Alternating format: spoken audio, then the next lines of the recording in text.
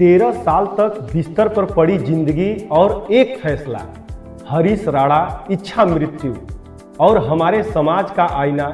कभी कभी कोई एक खबर पूरे समाज के सामने ऐसा आईना रख देती है जिसमें हम सिर्फ किसी एक व्यक्ति की कहानी नहीं देखते, बल्कि अपने पूरे सिस्टम, अपनी संवेदनाओं और अपनी प्राथमिकताओं को देखते हैं। एक खबर आई, 13 साल से अचेत पड़े हरीश राणा को इच्छा मृत्यु देने की अनुमति। इस फैसले को कई लोग मानवीय संवेदना का निर्णय कह रहे हैं, कई लोग इसे दया का कदम बता रहे हैं और कई लोग इसे कानून की जीत बता रहे हैं। लेकिन इस पूरे घटनाक्रम के बीच एक बड़ा सवाल भी खड़ा होता है, क्या सच में इस कहानी को पूरी तरह समझ रहे हैं? हरीश राणा कौन है?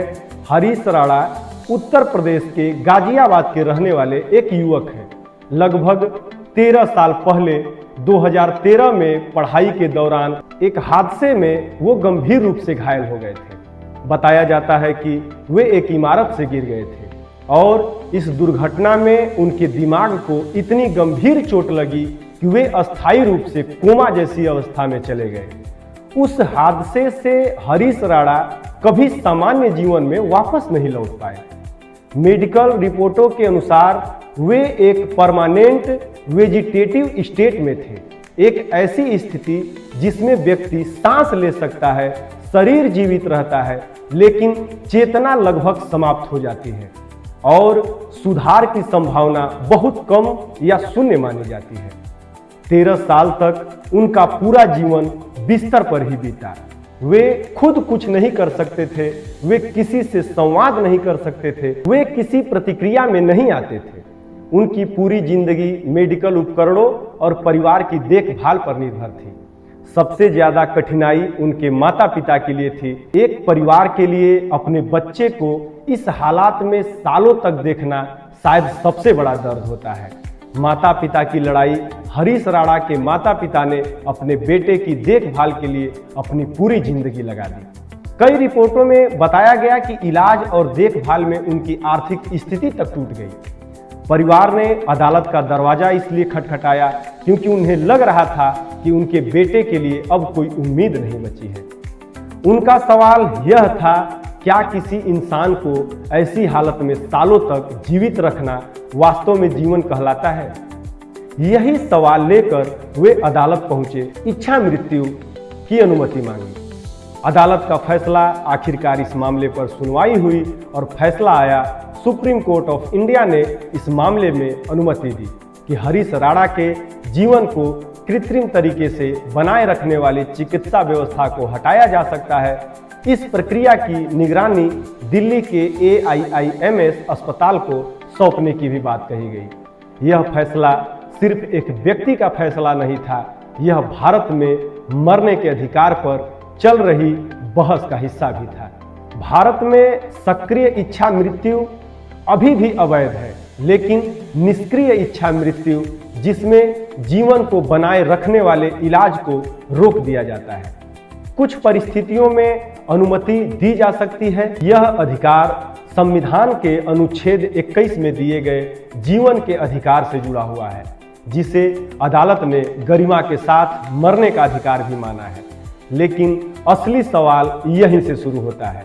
कानूनी रूप से यह फैसला मानवीय हो सकता है, लेकिन समाज के रूप में क्या हमें सिर्फ इतना ही देखना चाहिए या हमें कुछ और सवाल भी पूछने चाहिए? क्योंकि इस पूरे घटनाक्रम में एक बहुत कड़वा सच भी छिपा हुआ है। क्या यही हमारी व्यवस्था है? भारत जैसे देश में हर साल हजारों लोग सड़क दुर्घटनाओं में मर जाते हैं। हजारों लोग अस्पताल के बाहर इलाज न मिलने के कारण मर जाते हैं। कई लोग सिर्फ इसलिए मर जाते हैं क्योंकि समय पर एम्बुलेंस नहीं मिली, समय पर डॉक्टर नहीं मिला, समय पर इलाज नहीं मिला।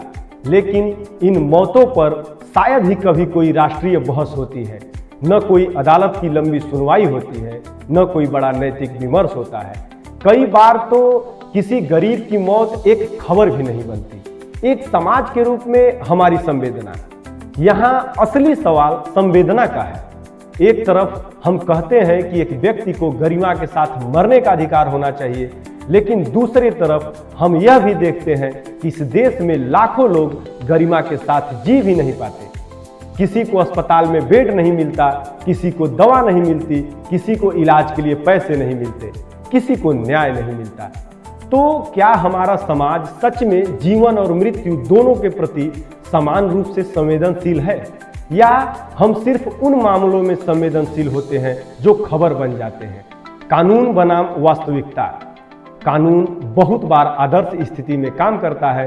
कानून कहता है कि हर व्यक्ति को गरिमा के साथ जीने और मरने का अधिकार है, लेकिन वास्तविकता कई बार अलग होती है।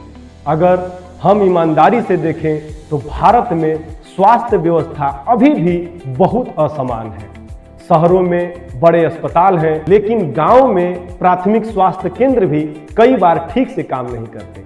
डॉक्टरों की कमी है, सुविधाओं की कमी है, और सबसे बड़ी बात समान अवसर की कमी है। क्या यह सिर्फ एक मेडिकल केस है? हरीश राणा का मामला सिर्फ मेडिकल केस नहीं है, यह एक सामाजिक और नैतिक केस भी है।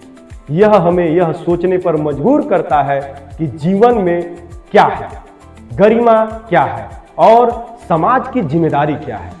अगर कोई व्यक्ति 13 साल तक बिस्तर पर पड़ा रहता है तो यह सिर्फ एक परिवार की कहानी नहीं होती, यह पूरे सिस्टम की कहानी होती है।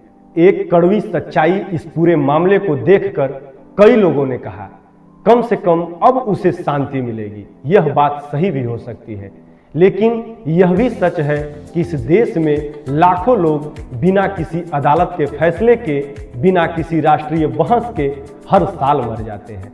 कभी सड़क पर, कभी अस्पताल के बाहर, कभी गरीबी में, कभी लापरवाही में। आखिर हमें सीख क्या लेनी चाहिए?